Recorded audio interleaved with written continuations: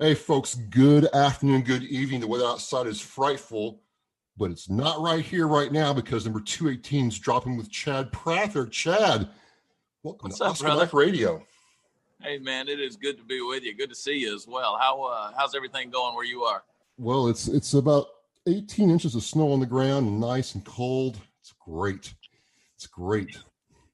So I'm excited to be talking to you and, learn a whole lot about you. I've been actually watching your videos for years, even though I'm not really a country fan. It's a different story, but I do like to laugh. And maybe you can help me out with this, Chad, is people don't understand how us military guys use humor to just deal with life. If you can Yeah. laugh at life, man, you can get through anything. And it just seems like we as Americans have forgotten that you can laugh at stuff, not get your feelings hurt, and just move on with life. So can you share some truth with us on that? Yeah, you have to laugh to keep from crying, right? What I've learned is that, my philosophy is if you take a little bit of common sense and wrap it in humor, it makes it an easier pill to swallow, right? It Common makes it sense. something, it's a whole lot Common easier. sense. And you just take that stuff and you just run with it and put it out there, let people chuckle a little bit, but then they think back on it. It helps people remember what you said, but also they see the point that's in there. And the beauty of that whole thing is that people come away thinking, and that's one of the things we've lost these days is our ability to critically think. We just swallow up information like pablum, and it's just not a good thing. So what I encourage people to do is rather than get lost in the craziness and the chaos that's our world today, is step back, realize you only have one life to live, laugh at yourself first, and then make fun of everybody unapologetically. That's the way I look at these things, right? I mean, you understand that coming from a military background, and especially men, we love to rib each other, give each other a hard time. We talk about each other. And these days, people have gotten so soft-shelled and thin-skinned that it's gotten difficult to do that. So I say, you know what? Have at it, man. Let's have some fun with life. Well, I mean, I'm getting my proverbial balls busted, the other day by this guy and this other friend of mine who's not military is like, he was really mean to you. You just stood there and took it. I'm like, no, man, we're just saying hello to each other. It's just the way it goes. It's not a big deal.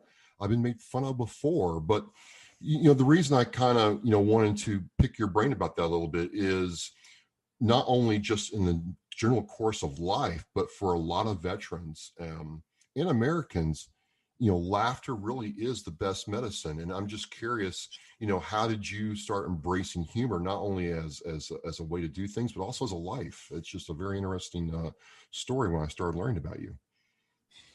For me, I made a living for a lot of years going out and speaking to organizations, a lot of things that benefited different charities and things like that. And people would have me in. I was kind of that motivational guy that made people laugh. And the wit just kind of came natural to me. And so then they would come back. They would have me back the following year.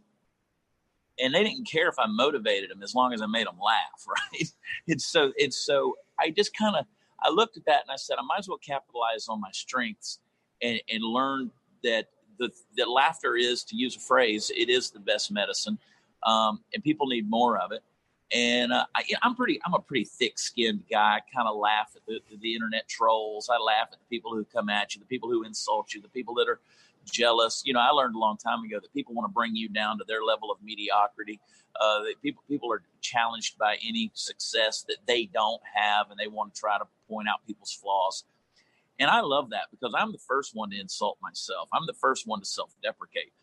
And I encourage people, man, get out there and toughen up. We have cancel culture these days. Oh.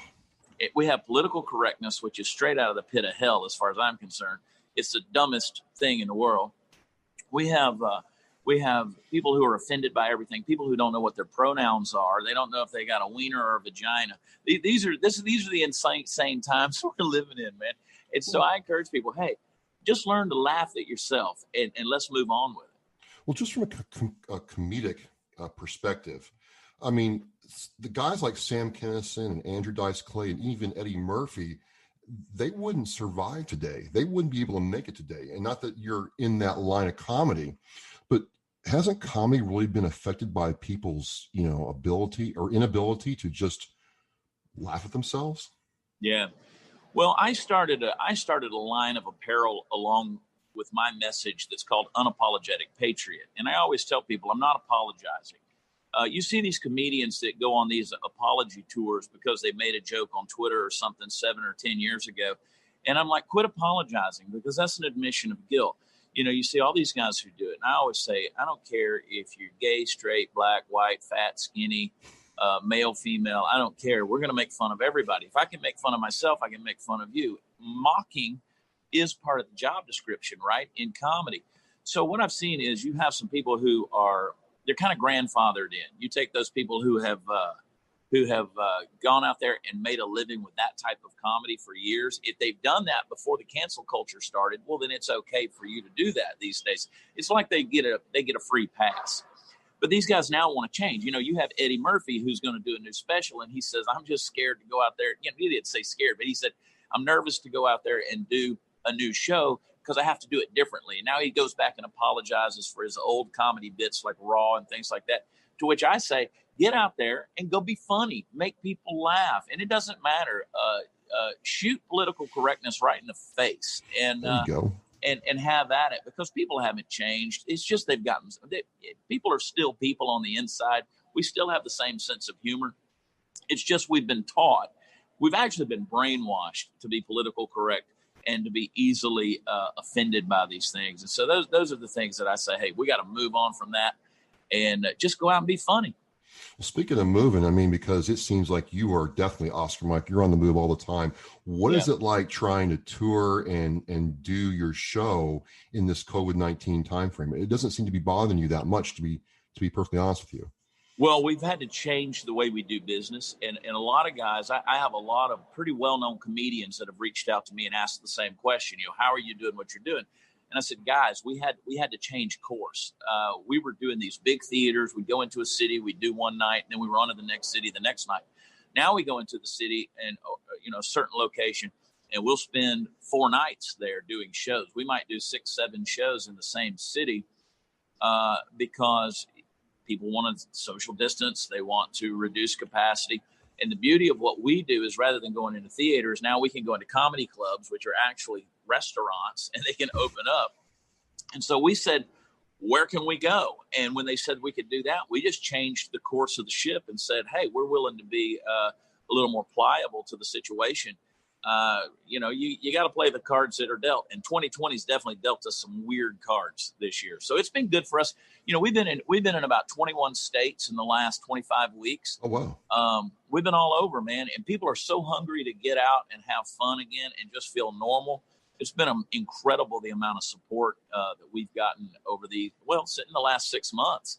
It's been fantastic. Folks, I'm talking with Chad Prather, comedian. You can catch him on YouTube and everywhere, and it's just good to have him on Oscar Mike Radio. Today's December 17th. Chad, as you go and close down 2020, I mean, how is 2021 going to, impact you at all, or are you just going to keep rolling the way you are now? Well, we're making some changes. I think everybody has to. We're going to see how much we're on the road in 21. We have a lot of other business things that we're doing. Look, we're in the entertainment business, right? I'm sitting here I'm outside my studio at Blaze TV, where we film the Chad Prather Show. We're on Mondays through Thursdays every night at 7 Eastern. And we're on Blaze, we're on YouTube, we're all over social media. So we come out and we look at all these different ways to be able to use all the platforms to communicate to everybody. And one of those things is through our website, watchchad.com. And when we look at 21, we know that things really aren't going to change just because the calendar changes. We'll see what happens if Biden is inaugurated. We'll see what happens with all of that stuff. If there's a 100-day mask mandate, or if that's going to go any longer, we don't know. We're just trying to be fluid. And at 48 years old, it's hard to be fluid, man. You get a little set in your ways. You know what I'm saying? Things are stiffer at 48. Trust me. Yeah. So we're sitting here trying to be as malleable as possible. Honestly, I would like to travel a little less and let it be a little more strategic in 21. Hopefully we can get back to that. But we'll see. I just love people, man. I'm an extrovert. I like to be around people. I like to have fun with them. And God's been good to us, and we're just going to go out there and keep encouraging people the best way we know how. I'm looking forward to 21. Awesome. So two things. You almost could have been a Marine, Chad, because the way you're adjusting and being semper gumby is what we like to say. You can change, you can adapt, you can overcome. It's like refreshing to see a civilian doing this. It really is.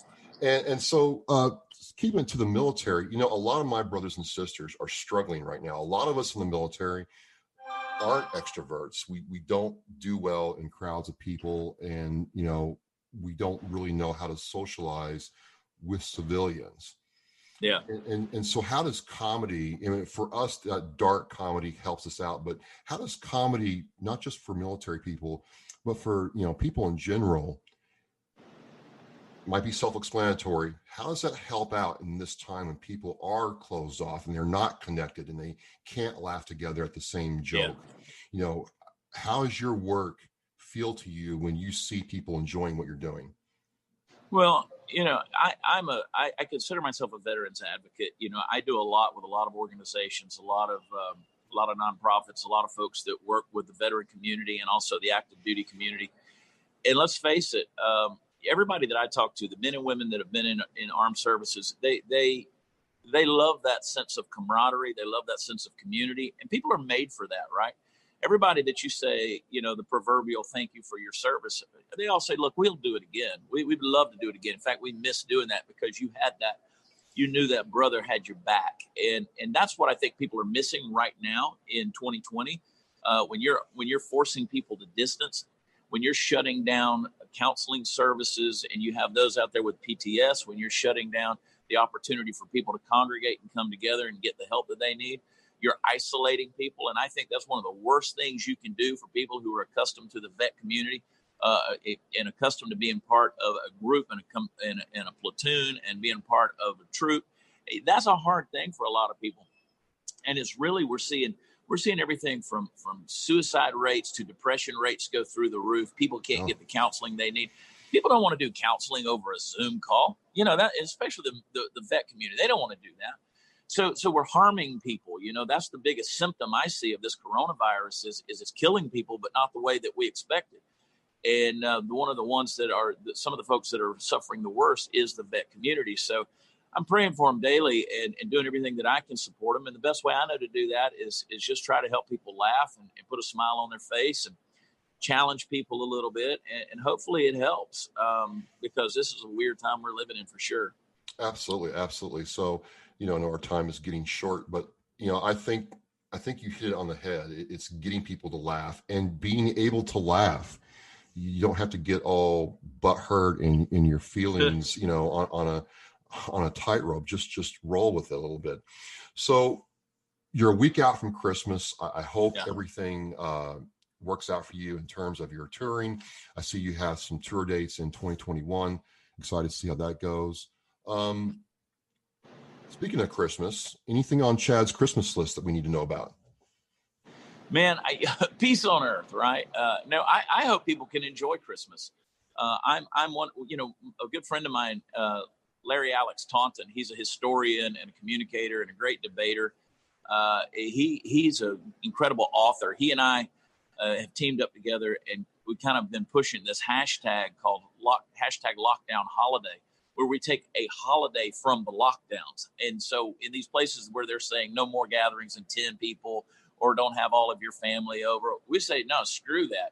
People need to get together with their families this holiday season. So I pray that people do. That's my wish, is that people who have isolated themselves or felt like they've been forced to, be smart, use common sense. Don't get me wrong. This is an infectious disease, and it does affect people in different ways, especially if you have pre-existing conditions or comorbidities. But I encourage people to get together and celebrate Christmas. If that's a part of your faith, celebrate Christmas. Something cringes in me when people say the happy holidays thing. Ugh. I'm not offended by it. I don't care. But just if you celebrate Christmas, by God, celebrate Christmas. And I hope people can do that this year. Awesome. Well, folks, again, this is Travis with Oscar Mike Radio. I'm joined by Chad Prather. Sorry, I got that wrong earlier. No, it's good. And comedian, funny. I enjoy watching your show on YouTube and Blaze Media. You can find him everywhere on Facebook. And just really want to thank you for taking the time out of your busy schedule to talk with me. Dude, I've had a blast. God bless you, man. Merry Christmas. Merry Christmas to you, sir. And cut.